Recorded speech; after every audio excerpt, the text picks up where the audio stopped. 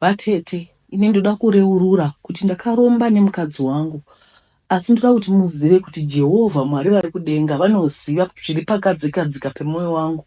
Handina kuda kuzviita nekuti I wanted kupa the most special gift in my life. Asi ndakangozviitawo nekuti ndakanga ndaiswa pakona kuti upenyu hwangu hugone kuendera mberi. I can't stop crying as I'm writing this. Kuona a lifeless being because of my choice is not easy. Vazhinji venyu hamuzivi what people who sacrifice go through. Kuona munhu akunzi body asisina upenyu, ave kusengwa nemota, akarara, akavharirwa mukofini musina kana mhepo, akarara ne1 position, akatarisa mudenga, hama dzepwedo, vana, vabereki, vachichema, iwe wakamira uchiona situation yese iri right in front of your eyes. Do you think kuti it's easy? Upenyu dzimwe nguva unotisiya tisina option, unozama kumhanya uchibata nekoko, womboedzawo mamwe madeals uchiti zvichaita asi zvichingoramba. Kumba woona kuti situation yakaoma, vana fees yako yakumirira kuchikoro, apa uri munyika yevatugwa, unoti zviri nyore here? Apa mhuri yako yakatarisa iwe sababa vachita look forward kuti daddy will do something, apa iwe wapererwa. Vatete, ndakanga ndine basa rakanaka, ukuwo ndine castle, zvinhu zvichifamba mushe, mari ichikwana kuti mhuri yangu irarame. Vatete, zvakangotanga kuchinja, basa rikapera, ndokubva kwaitawo maprotest yatinoti xenophobia iya. Garaji rangu rikatungidzwa moto, mota dzese dzaivamo dzikaputa. Paiti dzangu dzecastle, koti dzevamwe vanouya kuzopaka to resell, ini ndichiwanawo commission kana ndaita sell, dzese dzakaputa. Pakangosara mateme. Most of my cars dzaitengwa fast and there was no need kuti ndiite insurance. Even business rakanga risiri insured. Kwanditi nguva yese taingotenga nokutengesa pasina chataiona. Saka handinambobvira ndafunga kuinsure business. Ndiko kuparira kwakaita zvinhu zvese, kusara ndiri pazero. Apa vana vaidzidza kunodhura. I kept on telling myself kuti I'll figure it out. Asi hapana chakabuda. Semurume unombozama kuita nharo, uchizvimisa-misa, uchiita nharo, uchiti zvichaita, uine confidence in yourself, asi zvichiramba. Ndaive ndatora imba nebhondi kubhengi, ende tainge tava kutopedza kubhadhara. Ndakatanga ndichaexplaina kuti ndobhadhara pari zvino ndiri pakaoma, asi bhengi kana roda mari yaro harinzwe tsitsi. Ndaingobuda ndichinotsvakawo basa zuva nezuva, asi chaibuda hapana. Apa vanhu vaya vemota dzavo dzekukastle dzavanga vakapaka kuti ndivatengesere vakatanga kunetsa kutoexplaina zvavakaona panews, still vaitongodawo mota dzavo. Shamwari dzangu nehama dzangu dzandaimbobatsira kunoti veduwe ndibatsirewo, ndipewo kana mari yeusavi chaiyo, hapana kana umwe chete. Ndopaunotanga kuona kuti vanhu vanoda mabenefits. If they can benefit from you, then you are their best. Zvikangohlamuka chete, hapachina ukama. Makore akafamba, akaita more than 2 years ndisingashandi. Ndakazotumirwa tsamba nebhengi kuti ndikatadza kubhadhara mwedziwo, then vaizotanga kuita process yekuita repossess the house. Ko ndiri foreigner, ndaive ndaisa 50% of the total value yemba, ende imba ndaive ndabhadhara kwemakore 5, kwaive kwasara 5. Ndaive ndazviudza kuti in 10 years chete ndopedza, since ndaive ndabhadhara 50% deposit. Zvino kana vaizotora imba iyi, vaizongoisa pa-auction, voitengesa kuti vawane balance inenge yasara, zvovharana. Ko ini, ko makore ose andaiva ndabhadhara, ko deposit yangu, ko vana vangu vaizogarapi. This has been their home. Chero iyo mari yekuroja deposit 2 bedroom chaiyo muflat, ndanga ndisina. A friend of a friend advised me kuti ndibofamba. From the looks of things, waiva munyama chaiyo. Kundiko kwatinoti kuhlaserwa nemuvengi. Zvino ndaifanira kufamba kuti ndiwane help. Desperate times sababa, I'll do anything to save vana from kuita ma-street kids. Ndakanoona umwe mbuya vane mukurumbira pa-social media ipo pano mujoni.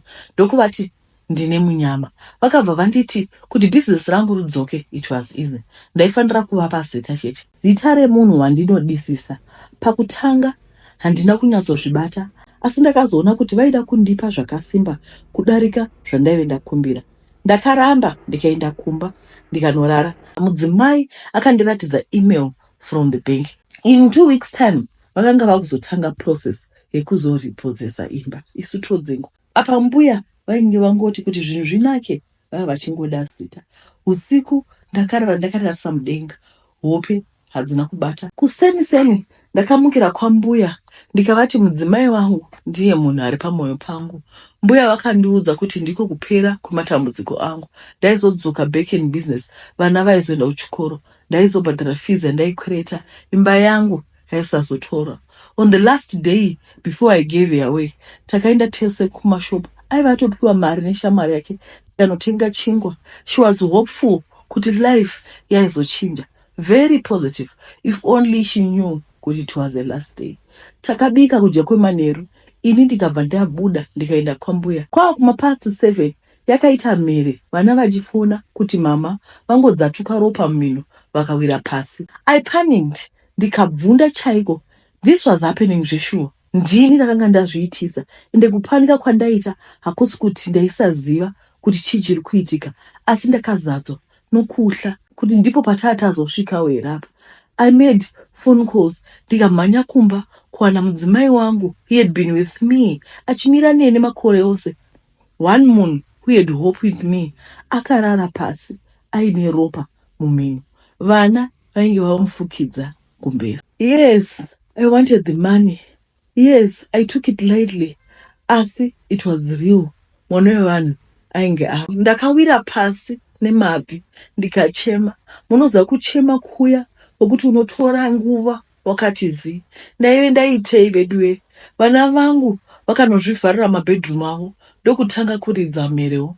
Mapurisa akazosara osvika, ndikaona mudzimai wangu achiiswa mubody bag resilver, ndokubva vaimisa kumashure kwebhaki ndokuenda naye. Tete, I failed my wife. Yes, mari ndave nayo, asi mudzimai wangu ndinomurota achichema. Takamuviga, ende zvinondirwadza ndezvekuti ndiotarisa vana vangu ndoona kuti they are now motherless. At this point, handigoni, I'm not even in a position to remarry. Ndakazvitarisa, ndinonzwa kuzvivenga nedecision yandakaita.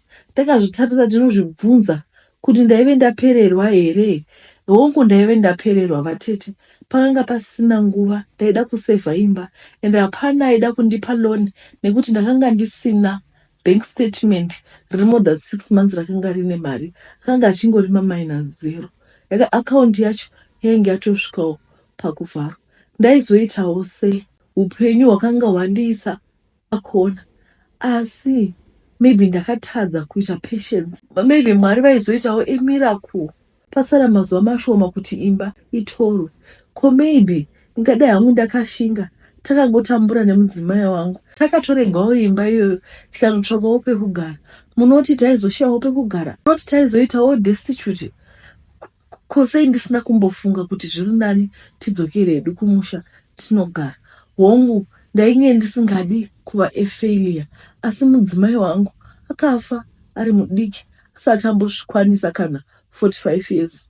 Ende upenyu hwake ndini ndakaugurisira panzira. Zuva nezuva handina zororo, zuva nezuva ndinorwadziwa nedecision yandakatora.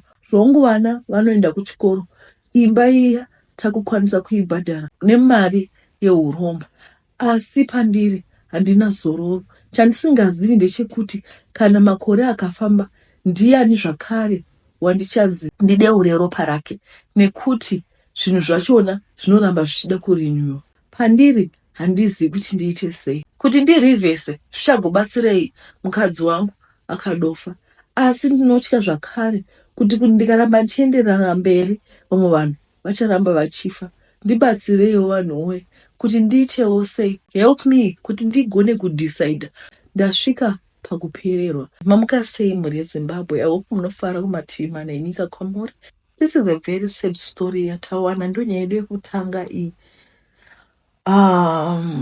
Upenyu dzimwe nguva hunotisiya pakaoma, ende dzimwe nguva tinoita machoice nemadecision anenge asina kunaka. Asi we listen, we do not judge. Vedare handizivi kuti munofunga kuti kudii, asi ndiyo nyaya iripo iyi. Tichapinda munyaya yedu yechipiri, asi I think ndichaposta ari maseparate video kuita kuti zviite easy for me pakuedita.